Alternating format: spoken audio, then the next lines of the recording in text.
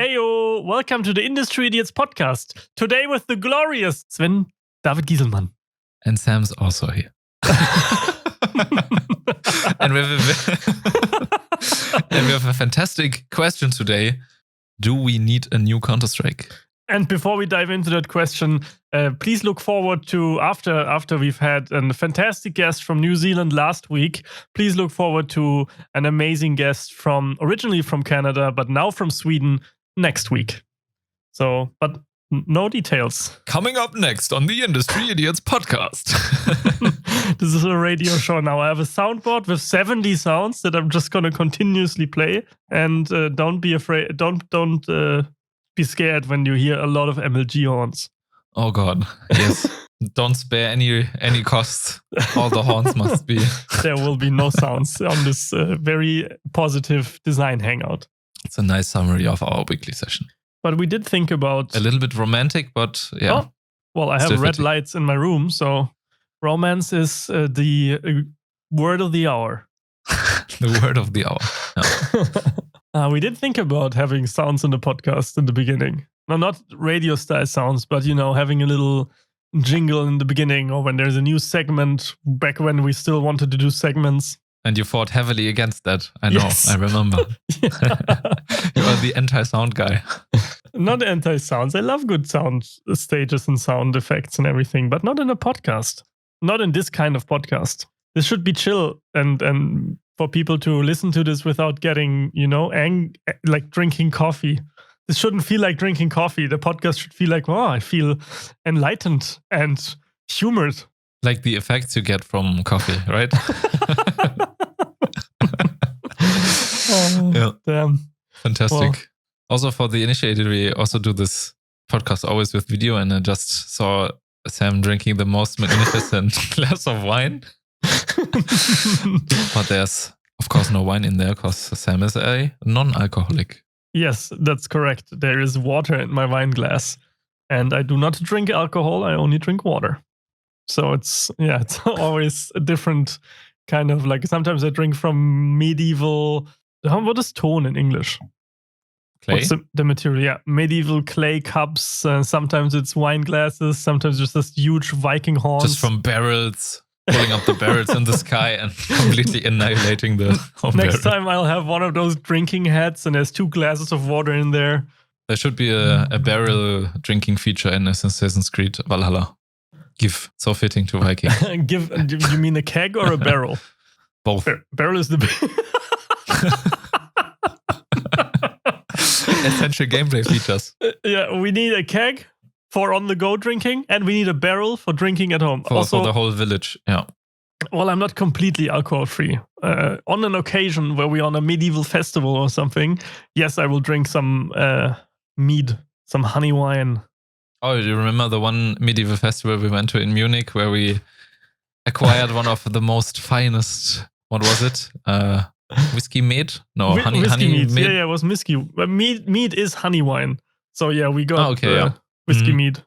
That was great. And then watched E3 while drinking the whiskey mead. So to go full circle back to the games industry from drinking alcohol.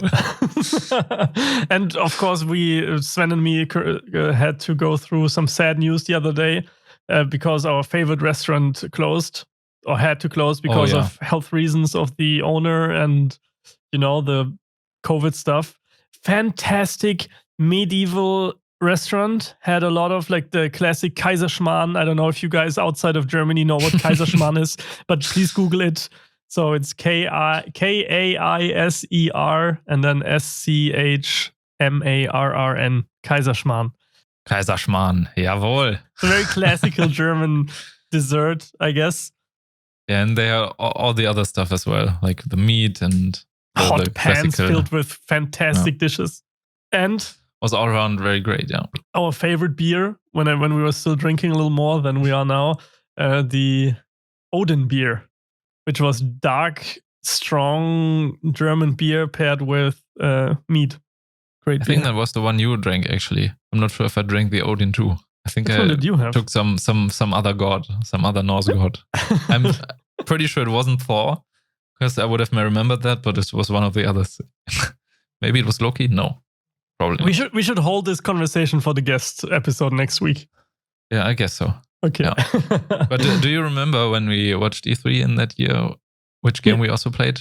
Well, we played during that time. Of course, we played our music playlist game. Music playlist game. That's a perfect description for the whole. The Into Your Fields crying coming of age game, which is called No One Lives Forever. And of course, it's No One Lives Forever 2, actually. No, it's Life is Strange. Yeah. Fantastic game. Indeed. And there's not many, even though I identify myself as an 80-20 narrative designer, game designer. So lots of narrative design and writing and loving books and devouring stories of all kinds. One of the only narrative heavy games that I enjoyed. Life is Strange. Oftentimes with narrative heavy games, when you look at games like the games like Heavy Rain, right? They're not interactive enough, I feel like. Or it just ends up feeling like it's very, uninteractive. The interaction being very fake in a sense. Yeah, or rudimentary. Not resulting any... Rudimentary is a good word. Not resulting in any meaningful consequences, really. Not presenting playfulness, or as you like to say, not skill checking the player. What you're saying, button mashing is not playfulness? Yeah, that kind of stuff. That's what I'm usually missing in narrative heavy games. I mean, of course, there are games that do it well, like Alan Wake. I'm already saying No One Lives Forever again. Guess you have to replay it. That one too, though. I like the game. I really like the game. It's such a unique spin on the whole. And it had a female main character already all the way back then. Yeah, I remember playing the second one with my brother. I have no memories of the first one whatsoever. Do they have share the same main character? Yeah, I think it's I don't remember her name, but I think it's the same agent. But still very sexualized, right? But on the other hand, James Bond himself is also very sexualized. I guess the whole... As is Austin Powers. I guess the whole spy... He's the sexiest of them all. Come on. Yeah. I guess the whole spy theme is just very sexualized overall, not just in one direction or one gender direction. But they heavily played with it and made it like over the top in every regard. So it wasn't this super serious spy thriller thing. So it was... Oh, no. It felt super over the top. You were fighting against super soldiers and it's crazy like stuff. These classic 70s, 80s pulp hero movies. Yeah. Really enjoyed the second one, No One Lives Forever 2. It's my favorite of the series. I remember it having had a lot of different weapons. Mm-hmm. And that, like, there was a bowcaster in there, I think. Was there a bowcaster in there? Ooh, a bowcaster? Good question. I think so, yeah. Something with sleep darts as well, I think. Crossbow. I think it was a crossbow. Was it a crossbow? No, probably. And it had so many themes, like Asian theme. There was sci-fi super soldier stuff. There was Russian jet ski. No, it's not jet ski. Snowmobile races. Just crazy. Yeah, it had everything. I'm just Googling at the pictures again now. It actually had even a katana, I think. Do you remember that? I don't remember it.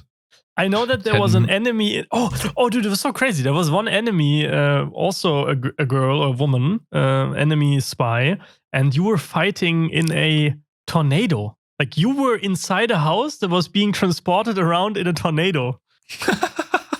Super that's weird. The time of over the top stuff I went. And at some point, I think, if I also recall it correctly, there was these French mimes, the actors who do these climbing the wall things with the prison outfits, and you had to fight those as well. But I can't remember what the reason mission setup even was for fighting those. There were also fights in Middle Eastern markets, as far as I remember, and like in these classical markets from way back when. Like food market, street market things. Yeah. Man, that game had all the themes. What the hell? They went completely off with all the ideas and no limits whatsoever. When did double or AAA games start taking themselves so seriously like today? Is there still over-the-top crazy stuff happening? I think from the moment Call of Duty got so super popular in mainstream, Call of Duty 2, everything was going in the direction of it having a serious tone. Remember that one trailer from one of the Summer Games Fest trailers, which was this weird game where you're inside of a mouth and then you fall out of the mouth, and there is crazy other shit happening. Just super surreal and weird and over the top. I think I have some frames in my head, yeah. We talked about it in the podcast for sure. Like I mentioned the trailer for it being special. And this is what I'm missing in current AAA. I would like a game that's over the top and doesn't take itself seriously in a big production environment. Yeah. Oh, there was this one indie game recently that made the rounds at end of July and was recently retweeted by a bunch of famous people on Twitter, where I can't recall the name because it's some kind of French word I don't have any association to, but the gameplay is like Groundhog Day basically, but you are being watched by this enormous giant police officer who's sitting in the game world and is watching you from above.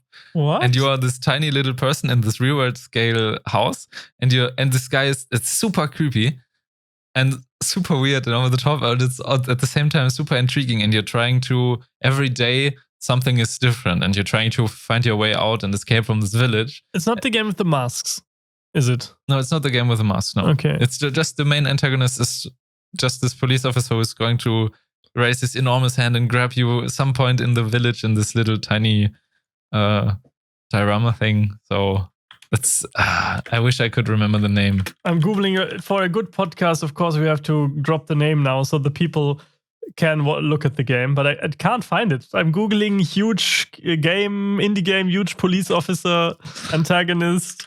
Can't find it. Something with milieu or I don't know. Damn, okay. I think I might give it a second. We can edit this pause out, I guess. I will find it. No, the searching everyone will be part of our searching. Is it Beat Cop? No, it's not. Giant Cop, Justice Above All. I found it. It's made by Tall Boys. And it's called Militionnaire. That's actually the title. Oh. And it's like I have to send you this link so you immediately know what it looks like. It's so harrowing and so weird. My Tall Boys. Twitter.com/My Tall Boys. Oh wow, that's even a little bit surreal. Sorry. And you're running around in first person in this city and in this small town basically, and this police officer is watching you all the time, and you're trying to put together the pieces why you're there and how you escape. And if you do one wrong move, the hand reaches out to you and pulls you back and puts you back in the start. And there's like the world is changing every day, as at least what I got from the trailers. So that's no, I like these kind of games. Looked kind of interesting, but I'm intrigued of how it works, because in the trailer it worked. It was all very played on script to fit basically. So it was very very tailored. The gameplay trailer, of course, they showed, which is every trailer basically. But I'm wondering if you try to go deliberately off script or do the player freedom approach for this type of game, trying to escape from it, if it still has the same vibe and feeling to it. Because it's very systemic in a way, how this story is going to play out. Well, yeah, you're trying to break loops. Yeah, basically. You have these gameplay loops, and the entire premise is you have to break loops. Yep. Not unlike the overarching premise that is BioShock a little bit, and also in Groundhog Day, of course, in the movie, and in the game 12 Minutes, right? That was also announced. The 12 Minutes game where we're in one room. The couple in one room where this burglar comes in and kills. Oh, with a top perspective? Yeah, and you try to avoid getting killed by the burglar. Looks great as well. And also A Fisherman's Tale for VR, where it's more of a puzzle game, where you're in a little room and you can see yourself in very large outside of the room, but you can also see yourself in very small in a little model of your room inside your own room. So it's very trippy. Like a replica, and both sides you're influencing influences the other, and you have to constantly switch back and forth. Yeah. True. Yeah. Very cool. I like these games that are playing around with weird perspectives and weird sizes and dimensions of stuff, because that's something you don't see as often, because most games are really trying to go for realistic proportions, realistic settings, and that way you can create something really unique. If you just doing something more like a giant cop who's trying to arrest you, so grab you back.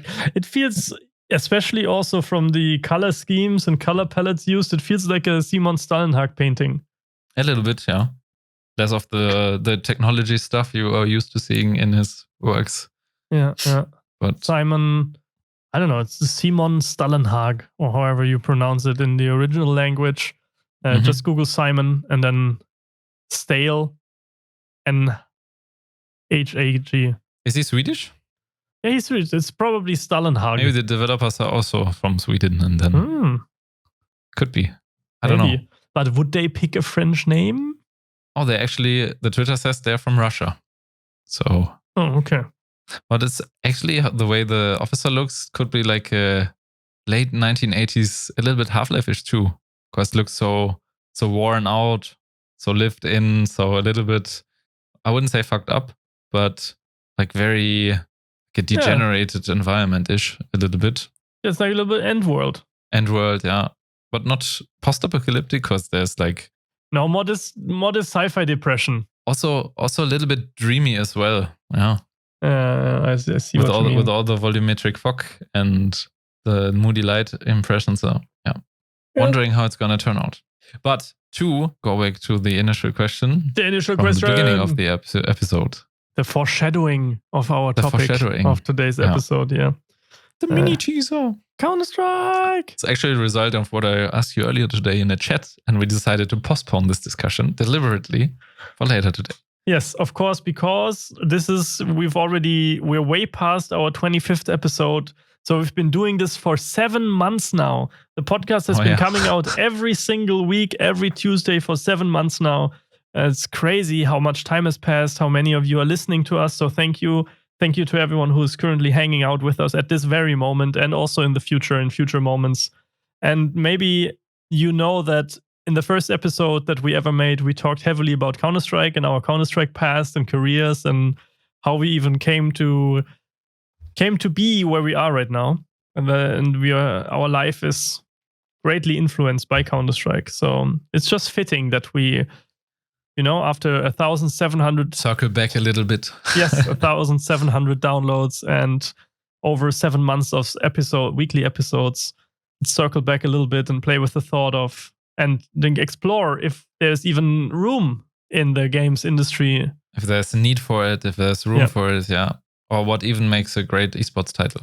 It's not only the gameplay aspect. Yeah, it's also marketing. It's also how you're, the cool thing about Valve was in the past and is still with Dota, even though the community is pretty angry right now, that they sponsor the studio itself. When have they never been angry? Yeah, community is always angry. Diatite. Volvo, please fix. Vietnam flashbacks to Diatite. Yeah, how's this called? Substitute? I don't know. They pay for the prize money for tournaments. They set up, like the Valve themselves set up all of these events, for the players, and also sponsor the prize money, and they integrate skin progression systems, aka the International Battle Pass, into the prize money. So however much money the players out there in the world are spending on this Battle Pass, this is how, like, 50% of that money will be the prize pool, 50%, I think. So that's how they can generate these absurd $11 million prize pools for the winners of these tournaments. And that's healthy for the scene, of course. Yeah. They were not the only ones investing heavily. Blizzard as well, with Overwatch. The Overwatch League, remember? Oh, yeah. It's still ongoing, I think. Is it?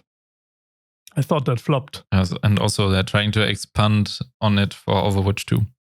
Well, I only know about the Overwatch League because it was one of the saddest days ever when I was still when we were both still heavily into competitive Counter-Strike and esports. And when Semler left the scene to go to Overwatch for his exclusivity contract. Cue a shot through the heart. Yes, really liked Semler a lot. We met him once when we were in Cologne at the ESL one of the first majors for Counter-Strike, when Counter-Strike was still, like, Counter-Strike as an esport, Counter-Strike Global Offensive was at its height, basically, yeah. As an esport was, just rising, was just becoming something. And one of the biggest tournaments. For me, it felt it was at the height at the moment, actually. And that it, from that point on, it kind of stagnated or remained on the same level. Stagnate, yeah. Really grow in any sense. And that was the original motivation why I asked it if we are, because for my purely subjective personal feeling is that the hype around the Counter-Strike esports scene is kind of dying down a little bit. Yeah, you actually thought it was declining, right? I thought it was declining a little bit, and there was just a random thought what would fix that? So like making changes to the game to keeping it fresh, or making an all new game, but at the same time you have to build a new player base, and then you have the still existing economy of CSGO with all the skins running around, and people wouldn't want to change. I guess they wanted to carry it over because they invested so much in this game. Would they even be willing and accepting of a new CS? That's like, there's so many questions in there. Well, first we have to assume we have to find out if Counter-Strike is even, like, it's purely subjective, right? That's what you said. So that sent me on like a Google spree. I was looking at stat pages to find out if Counter-Strike or the interest in Counter-Strike as an esport is even declining. And my findings were that for the last 3 years, the tournament views have been staying the same. Yes, stagnation is also not good for a growing esport platform, but it has been 1.2 million viewers per major, and every year. Are they counting in the China share as well? Because at some point they opened all the stuff for China as well, and if the numbers still stayed the same, then it's an indicator for that in the Western world. I think it's only Western world. Interest was decreasing. So I think it's only Western world. Okay. But the reason why they aren't growing, I think, is how they're handling Counter-Strike. There were periods where the game wasn't updated for 2 years. They're not shaking up the meta. They introduce 100 things, or they nerf a weapon or balance a weapon, and then they say we're only putting this in to test it out, and we will come back to it in a month. And then they never touch this feature again ever in 2 years or 3 years or 4 years. Remember when they put the NGF to $1,700 or whatever, and they said, okay, we're just trying this out for a week. Or maybe they just decided, okay, it didn't change too much, let's just keep it as way. Yeah, but they do this for everything. The last meta shakeup was 5 years ago, 6 years ago, when they added the revolver. And that's it. Is the revolver still in the game? You have to equip it, right? I don't know, dude. I haven't used the revolver. No one equips it. Yeah, that's MP5. I guess was a new weapon they added. But if you compare that to something like League of Legends or even Dota, even though the Dota community is often complaining that they don't add enough stuff, but let's compare to League of Legends, who are very successful as an esport, maybe the most successful esport of all time. They constantly change the game. Dota does this too. They have this huge makeovers where they change the entire roster's abilities every half a year or so. And Counter-Strike never does this. Is this the reason, Sven? Or maybe they're sitting there and thinking, hey, never change the running system. But at the same time, they're changing it constantly for Dota. So they're maybe deliberately trying out 2 different approaches for their games, and then they can see what works best. So maybe they are both test games for them to see and try out, which they're of course going to have metrics for both games and are constantly looking at those metrics. If the player decline would be too crazy and too, let's say, people would be stop playing Counter-Strike, then they would see that, they would realize it through Steam and the game itself. And then that's why the content updates appeared back again 2 years ago, when there was like Danger Zone and all the other stuff. And oh yeah, true. Forgot about that. And they were adding the custom maps from the community into the official roster for like a month or 2 every time. And they've been changing that up for a year now. And they removed Cobblestone. Like there have been at least 20 community maps in the ranked pool, which you could play in official matching. Yeah, but they also removed maps that are beloved by the community, and there's no way to play them competitively anymore.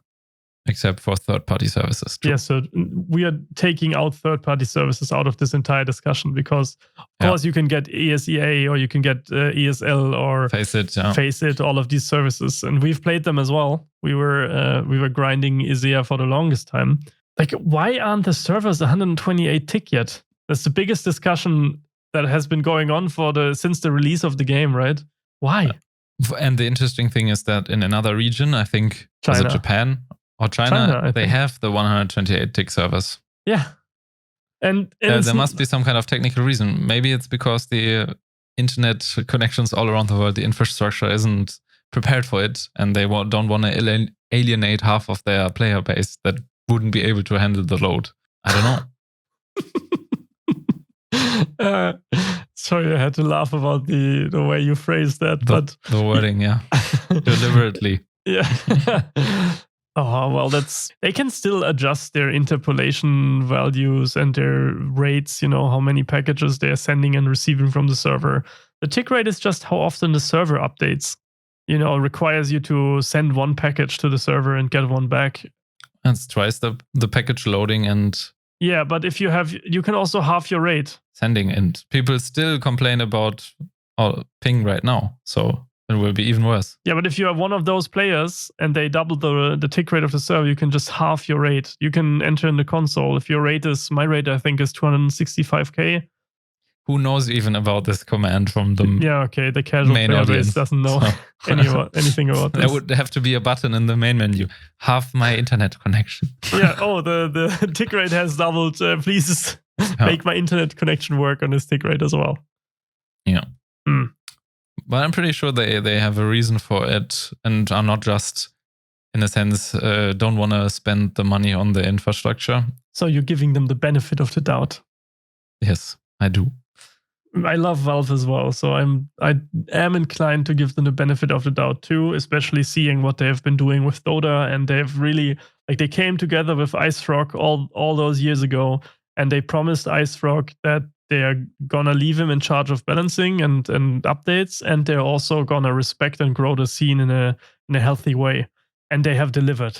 The game is still 100% alive and kicking 11 years or how long it's been after release. Yeah. So they really treated this IP respectfully. Is he still with Valve? He's still doing the content updates. I don't think I have no idea if he's in the studio or an employee of the studio. I don't think so. But he is still the man responsible for hero changes, for new heroes, for all this kind of stuff. Oh, interesting. So he's been working on the same type of game for 15 years. Yeah. At least. Many developers have done that, right? So yeah. That's some dedication. It's his magnum opus, right? His life's work. Yeah, I guess so. Dota. And it was super successful with it. I know they have a very collaborative relationship though. Some of the heroes are Valve unique, right? Valve has made them up, but IceFrog has given his okay.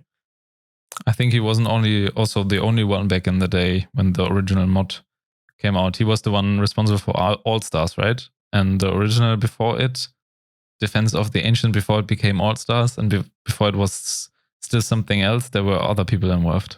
I don't know. Or do I mix it up? It was originally a Warcraft mod called Dota, Defense of the Ancients. What Dota stands for. So no idea what other stuff. The people who founded Riot Games were also involved in that mod in some capacity or some version of the mod, either being it All Stars or the not All Stars version. Yeah, so, that's true. Yeah. Good question. I think they just had creative differences, which happens often in any creative industry, but especially games. Yeah. People have strong opinions. including us. If you would have to revamp Counter-Strike, what would be the first move to do to make a new Counter-Strike? So, like how can you elevate the gameplay to a next level? Would you keep stuff the same, or would you add new features like Imagine Rainbow Six that has destructible walls and changing levels? Or for example, like dynamic environments, incorporate that into the gameplay. How can you make Counter-Strike new while at the same time keeping it the same formula it has been for over 20 years now? Well, this is a very loaded question. This is a question that requires a big team of developers to sit in a room for multiple months of pre-production. Just throwing it out there. Answer it now. Okay, for two answers. One answer, if I wouldn't be thinking about a new Counter-Strike, but instead of thinking what would be my first change if Valve hires me today and I can change one thing about Counter-Strike, I would I know where this is going. Yes, I would unnerf the AWP on my first day. That was the first thing I would do. And then, yes, that would be the first thing. That's generally. Would you also unnerf it from a perspective as not being an ex-AWP main player? Would you still think the AWP needs re-empowerment when you're maining a different weapon? Not empowerment. I'd only want to unnerf the movement I want to change two things. The first thing I would change is that the slowing. If you get hit in Counter-Strike, you're being slowed. And a couple years ago, six years ago, they changed it to you're slowed depending on which weapon you're carrying and not which weapon tagged you. So if you're carrying an AWP and so the sniper rifle, and you get hit by a Glock, the cheapest weapon in the game, you're being slowed for maximum slow. And I would revert that. So you're being slowed by the weapon that tags you. So it's synchronous with the bigger the bullets, the bigger the impact, the bigger the slowing. If you invest 3,000 into a 2,700 into an AK, this should slow more than a Glock. And shouldn't be dependent. They're also at the same time more deadly in terms of damage. So you would have a rise in both. So you can't have like some kind of trade-off. Let's say you have a weapon who is slowing a lot but doesn't make a lot of damage. Yeah, you have the trade-off that you are slower. No, the trade-off is that you are slower as a player. If you have carrying a the bigger weapon. Yeah. Oh, okay, yeah. And that is the first change that I would revert. But this is just from a purely player perspective, I'd say. It's maybe not the best design decision. And also the movement speed nerf when you're scoped in with the AWP. Because right now the AWP is more of an angle holding tool than it is an aggressive. If you remember the high times of Kenny S. As a sniper would be, realistically. I don't know, man. Marksman rifles are used for aggressive in military, for aggressive operations as well, for over long distances.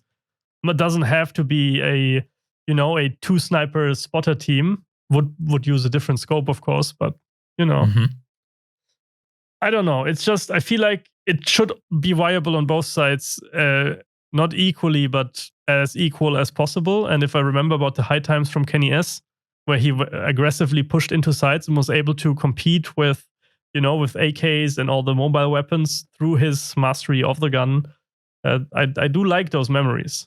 Because I'm empowered the star player feeling of that one or player being the star of the team, the carry. You're investing 5K into a gun.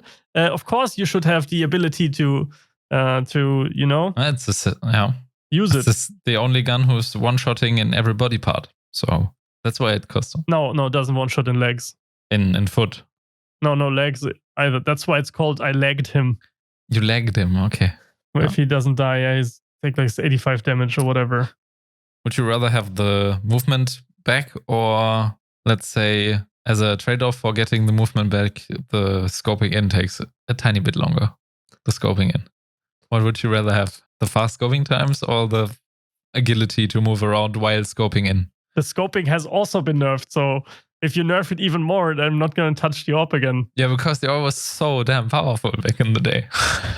It worked for 15 years in the original Counter-Strikes and Counter-Strike Source. Why did it need to change now? True.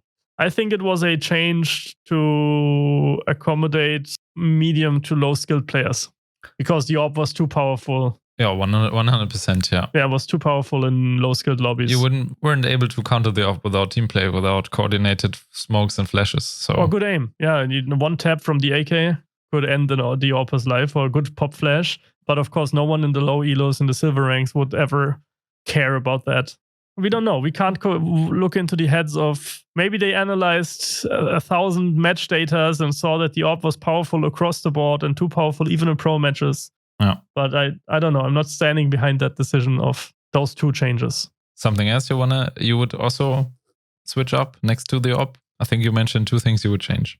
No, those were the two things. The one is that the slow is based on which weapon and on the... okay, yeah. And this was my entire point, just for if I could just change something for personal preference in the current Counter-Strike. Now to your original question, I think that we can both throw our ideas out. But since you asked me first, I'm going to throw my ideas out first. Innovating Counter-Strike, yeah. That's the tag. Innovating Counter-Strike for Counter-Strike 4.0. Is Counter-Strike Global Offensive 3? Yeah, Counter-Strike 1.6 was basically the first viable esports one, then CSS, then CSGO, and then now the next iteration. Okay, so Counter-Strike 4 esports, yes, okay. Because Counter-Strike 1 players and Counter-Strike beta players will probably be mad at that. I'm not saying it hasn't been played in 1.4 was also very popular. So was Condition Zero for a portion of people. Okay, so let's just, for the sake of argument, please forgive us. We are just calling this hypothetical version of Counter-Strike 4. The 4th generation of Counter-Strike. Yes, exactly. So what would need to stay? Right? This is always what you have to ask yourself. If in a sequel to any game, you need to innovate. If you don't innovate, players will tell you that this is the same engine, same gameplay. Why would I play this over the original? And if you innovate too much, people will be like, this isn't the game that I love anymore. So you can only lose, essentially, except if you hit that middle ground perfectly. So what do we need to keep? What's the most important part? I think the slow, methodical, tactical gameplay that is highly punishing. That's one important part. That it's not time to kill based, but it's, if you have aim and you shoot the head, the enemy's dead. Highly punishing for both sides. And there needs to be an economy, right? And 100% agree. And it's about that there's downtimes in between, that there needs to be an economy, so there can be in German you say Spannungsbogen. What do you say in English? The I don't know, the excitement curve, maybe.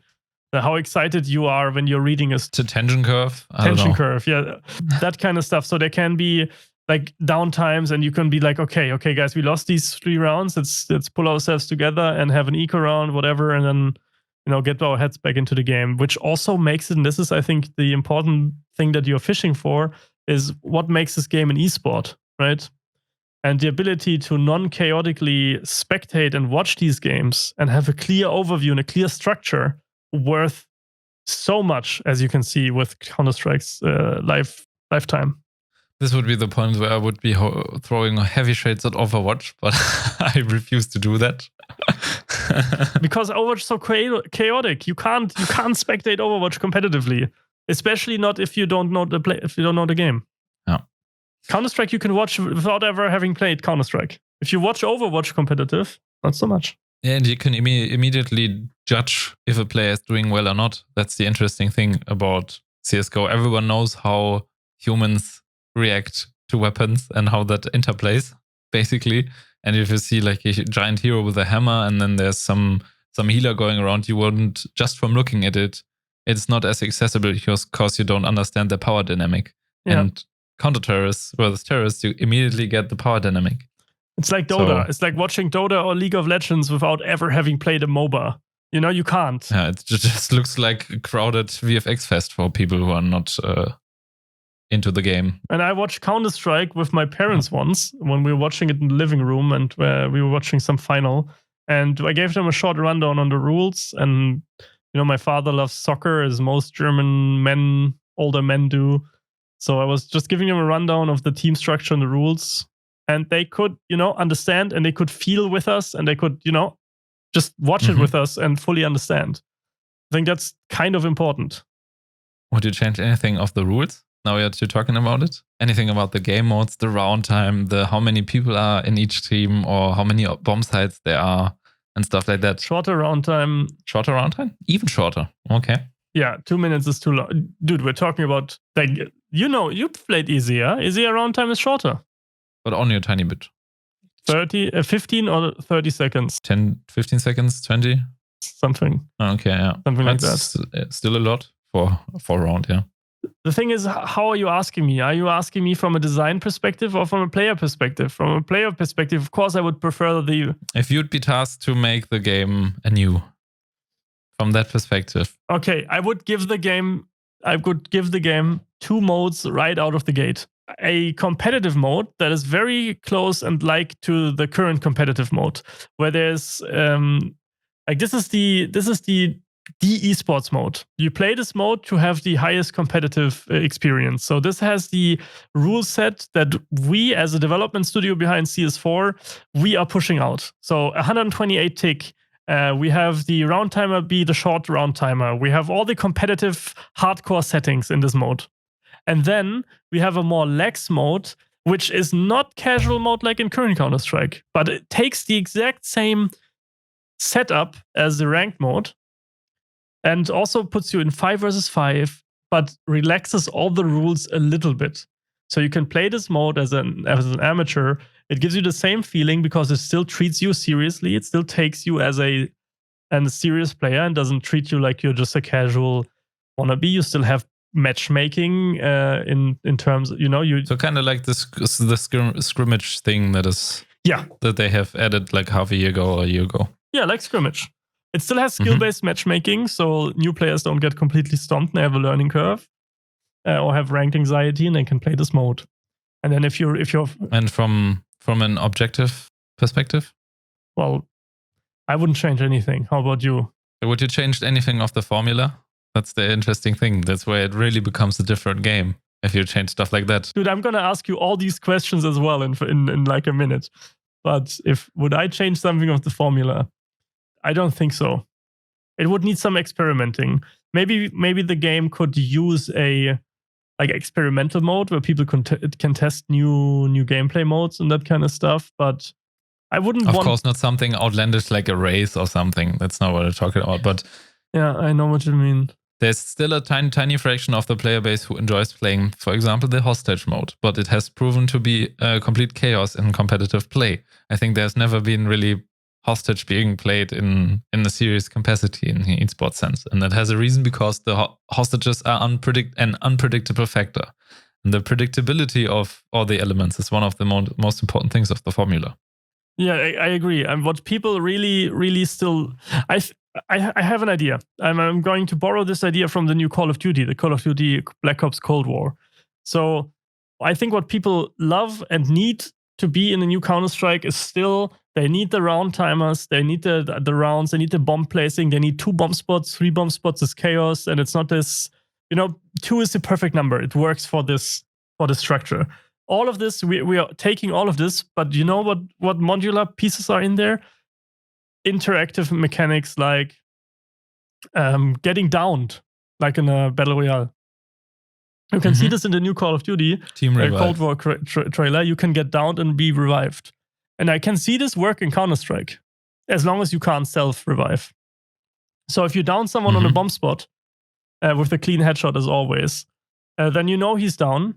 Of course, it would add an additional layer of gameplay, but it wouldn't be a big frustrating change maybe. This could be a feature that can work. And then your team could be like, okay, we're smoking and flashing, so you can revive. So it's an additional tactical element to the gameplay. And also a dynamic to the gameplay. If you down someone somewhere, you know that there's going to be a pressure of the enemy team to get to this position to revive this player, and you can use this knowledge, of course, to breach into a different spot. This could work. How about you? What are your thoughts? Some kind of recovery mechanic would be cool. That's for sure. That would switch up the dynamic a lot.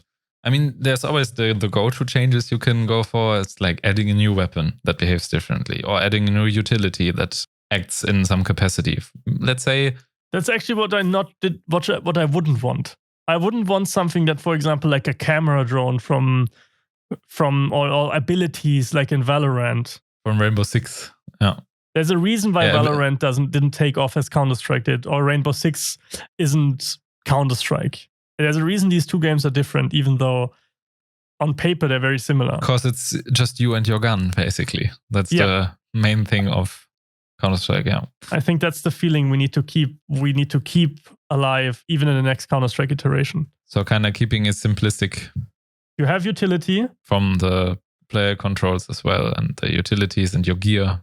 Yeah. Not making things too overcomplicated. Fire and forget, yeah. Nothing that needs secondary interaction. Because you would actually not need any new weapons as well, because I think half of the weapons are not even have their place in the game right now, except for casual play, which are fun to use in that setting, but for competitive play, they have no reason why these half of the weapons exist. They're not being used either by trolling or very, very, very situational. So in a very rare situation. What's something that you would change? Okay, the first thing I'd say is something I would keep is having the frontline character, of course. That you have this dynamic between, you have one established base and the other established base, and you have no man's land in between. And however the teams decide their tactics, they're gonna gain some kind of positional superiority or advantage within the map. And the map control is such a big thing of Counter-Strike. Yeah. By changing something by giving the players the ability to change maps or parts of the maps would heavily play and influence even in a tiny bit.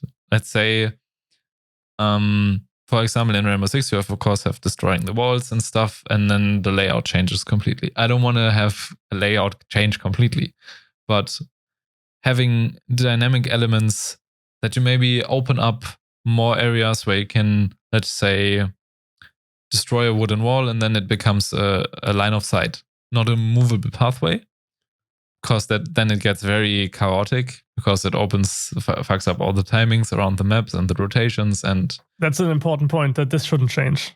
You judging how your anticipation of movement of the other players, which is like a huge part, and maneuvering. And when you have to account for all the possibilities of walls being destructible, then that would be impossible to account for anything. Honestly, one of the most important parts about Counter-Strike is, especially high-skilled Counter-Strike, is this, what you said, anticipation of enemy movement.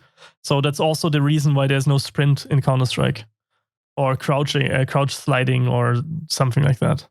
Yeah, sprinting is pull out the knife. Exactly. So weapon carry speed, yeah.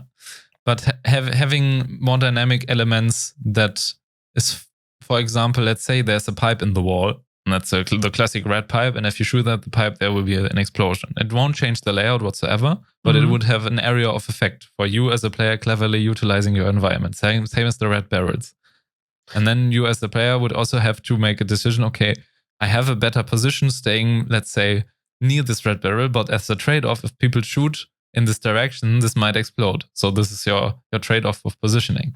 That's very, very basic idea of how to make the levels a little bit more dynamic, because I wouldn't want moving platforms or anything like that. Yeah, you're hitting this exact border of innovation that this game would need. I think that's perfect. What you're saying is that there would be a wall or a window that you can open in some regard, that there's you get a new sideline, a new vision onto some angle, but it doesn't allow you to pass, so timings aren't fucked up.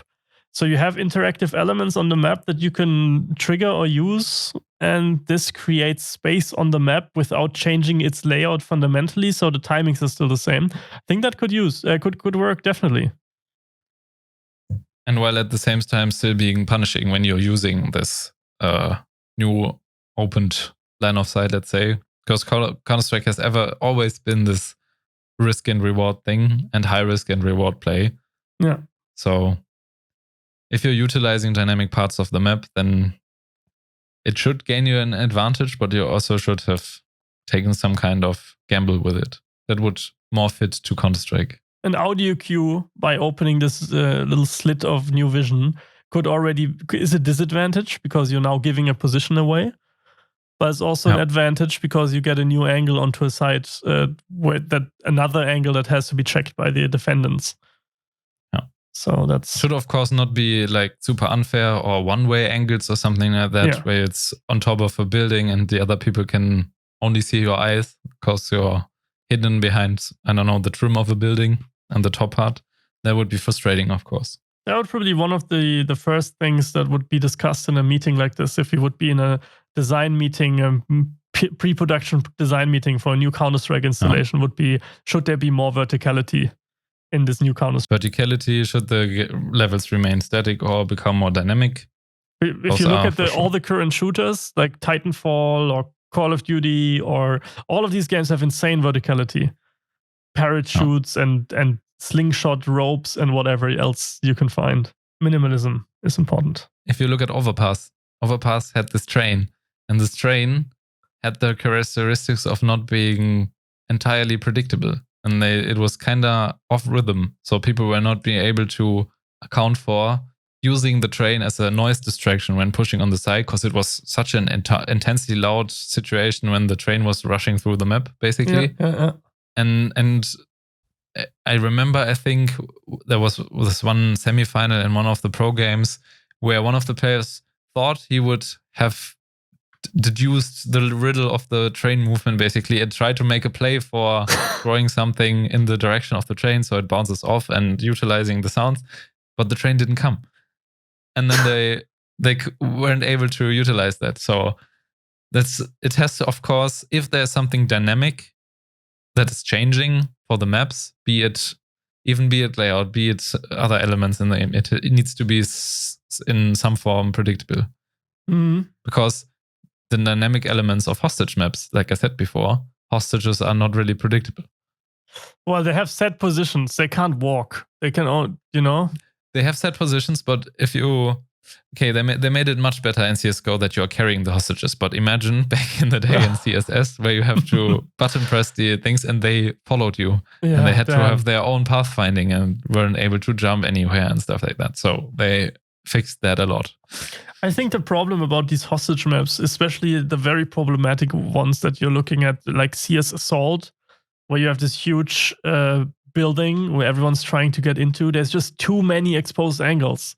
If you're the inside team, there's holes, there's windows on the roof, there's windows on the side you can look into from the bottom left and from the entrance doors, and there's like 30 openings to this enclosed space, and you can never stand at a position where you're only holding a couple angles. And this is one of the big problems of these kind of game modes. Now we know where Rainbow Six got their inspiration. CS Assault. Yeah. It's a complete siege on that one warehouse, and But there's something very unique about Rainbow Six, and that is the sound system. And the sound system in Rainbow Six is not realism-based, but instead you only hear sounds in a space that you're also inside. Only through openings in the space, only through tiny holes and stuff. So it's not entirely directional. Like footsteps, for example. It's super weird, and you have to get used to it for sure. And you have to learn it because it doesn't work intuitively. But once you've got it down, it's a really useful tool to help you not be overwhelmed by all the possible angles people can come. And the audio cues in Rainbow Six for everything, right? You breach every ability is being able to count it in a sense, because you hear it before it gets fully taken effect. Yeah, that's true. Which of course sucks for people who are audically inclined, who maybe have some sort of disability in terms of hearing. True. I played what game was that where you could put on the hearing aid mode essentially, and then it showed you sound waves through the wall visually? That was cool. I don't remember what. Like a sound wave wall hack. Yeah, you could see the sound waves where there would be footsteps to be heard, like the general area. I really liked that. I sometimes played with that when I was just chilling at night and didn't want any sound or didn't want to wear headphones after a long day. I don't remember the game, unfortunately. I just know that one shooter had this feature and it was amazing. I only remember one single-player shooter who had this feeling of visualizing sounds as well. This was this comic shooter called 13. I think I talked about it, where it's heavily stylized comic novel graphic panels, and you had the sound effects of like if you punch somebody, then there was this in this comic fonts, pow, bow, and stuff like that. And when people were like also running around the corner, then you would see in the game world this where the feet would be like step, tap, tap, tap, and written out as tap, tap, tap, tap, cool. Tap. So you could see like a live footprint where the people were going, and it was called, I think, Sechster Sinn. I don't know what the German word for it is. The Sixth Sense. Yeah. It was called Sixth Sense. It was super cool because it utilized fully the stylized thing of what the game was going for. So that was also one way, like situating the sound in the 3D space via a visual cue. That would for sure be a very, let's say, accessible feature. I think the new Last of Us also has a bunch of these accessibility features, like 30 or 40 tweaks you can do to make the game more accessible. I was very hyped on Twitter about that. So I like games going more into the direction of being more accessible. But when you look at a competitive shooter, that's what I want to say. I want those people to be able to compete, but it's realistically only a small, tiny fraction will be able to keep up with the rest, basically, if you are in some way disabled. Honestly, I'm fine as long as the feature. Why not? No one is hurt by a colorblind mode. As long as the features are available for all the players, including non-disabled players, then it's fine. Right? Then it's an aid anyone can use. Yeah, those were like audio cues that we discussed. But what would you change? Is there any big thing that you would want to push in a CS4? Any revolutionary ideas? I think the dynamic levels were kind of revolutionary. Then we touched on maybe changing the rule set or the weapons. What else did we touch on? I mean, you can improve, of course, the player character itself, how the game feels and controls the movement and how the weapons control themselves when you upgrade it in a new engine, and how the animations feel, the overall speed and player feedback you get from interacting with stuff. You could upgrade that as well, but CS has this very pinpointy, distinctive feel, and we talked about it when stopping to play Valorant, that even Valorant trying to be very close to the CS gameplay, it still didn't feel as meticulous, as pinpointy in how to control the player character, as crisp, let's say it that way, as CS still is to this game. Maybe because of the minimalism CS has. Maybe that would be one thing that would be able to be changed if we drop all the crazy ability stuff, and maybe the first shot accuracy. That's something that has been discussed as well for a long time in the Counter-Strike scene, because it heavily changed from CSGO to CSS and from CSS to CS 1.6. So in 1.6, the first shot accuracy was the worst. So on the first shot, you had a huge spread where your bullet could go. And in CS Source, it was the highest. So it was very accurate when you shot. And if you're in Counter-Strike Source and you shoot a deagle at someone's head, then this person is dead, no matter the distance and no matter, you just need to be on the head. In CSGO, you're somewhere in between, right? You aim with your AK exactly on the middle of the head of the op player at the other end of the map, and you can still miss. Mm-hmm. But not like in CS 1.6, where it's all about spray patterns and all learning about spray patterns and not about this tapping play style. I think one of the most distinctive features of the feel of Counter-Strike is how your player movement, the WASD, impacts the weapon performance and how the weapons do and how accurate they are. I think no other games are where you feel it as much that if you are running, then you won't hit shit. You have to either sneak or stand or crouch to be in any way precise about where you're shooting at and the weapon handling. You know, AD. Yeah, that's like the min-maxing tactic of it. So maybe for the listeners, what you're talking about, just a little explanation. I know we're at the end of the episode, but let's go like 5 minutes over. Is the accuracy in Counter-Strike is based on the velocity of the player controller. So when you're moving into a direction, your velocity goes up slowly and until you reach max velocity. And you can counter this by clicking the other side. But how this is countered in Counter-Strike is you're not applying an equal force into so let's imagine you're holding down the D key and you're walking sideways to the right side, and you're now at max velocity. You've accelerated to max velocity. And if you hit the A key now, so the other side, the left side, you stop immediately. So it's not that there's a force applied and you would slow down slowly until you've reached zero velocity and then go into the other direction, but instead it stops you immediately and starts to accelerate you into the other direction. So if you spam these two sides, AD at all times, your velocity always stays at zero. But you still jiggle a little bit from left to right. But as long as the velocity is in the low percentages, your weapon is 100% accurate, as if you would be shooting while standing.